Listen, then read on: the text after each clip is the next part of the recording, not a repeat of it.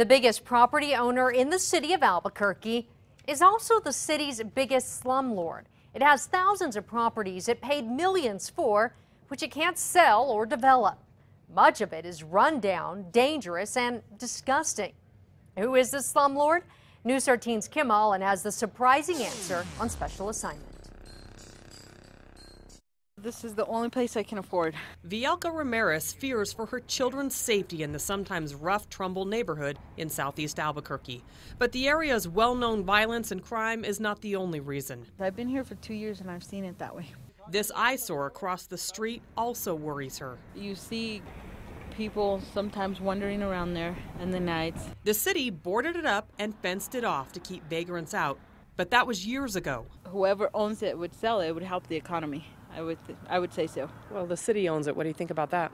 Well, they should sell it or do something with it. But therein lies the problem. The city of Albuquerque has spent tens of millions of dollars just in the past decade to buy neglected or troubled properties like the house next to Ramirez. Today, the city owns properties scattered across Albuquerque. How much?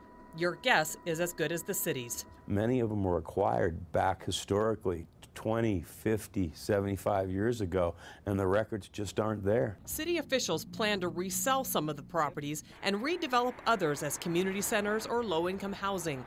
Then the economy tanked, and most plans were put on hold.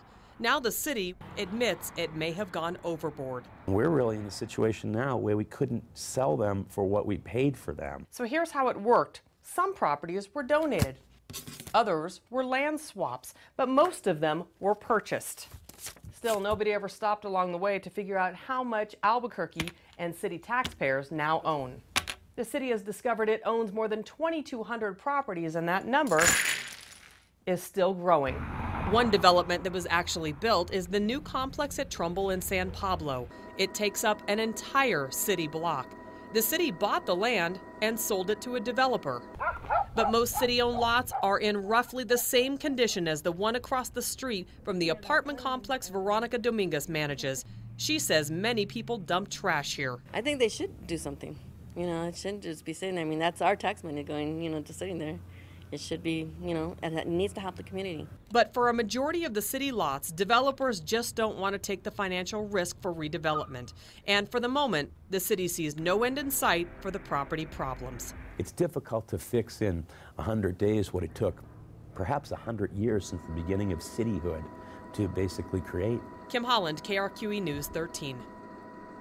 The city is now doing an internal audit to try to figure out what it owns and where so we can come up with a plan to develop or sell them. It's amazing how much